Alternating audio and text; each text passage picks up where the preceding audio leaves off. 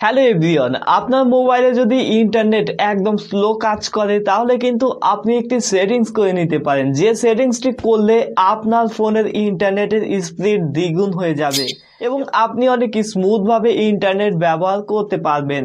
চলেন আমি আপনাদেরকে সেটিংসটি দেখিয়ে দিচ্ছি, তার আগে চ্যানেলটিকে সাবস্ক্রাইব করে ফেলুন। এর জন্য আপনি আপনার ফোন থেকে সরাসরি সেটিংসে চলে আসবেন। এখান থেকে সিম অ্যান্ড নেটওয়ার্ক সেটিংস অপশনে টাচ করবেন।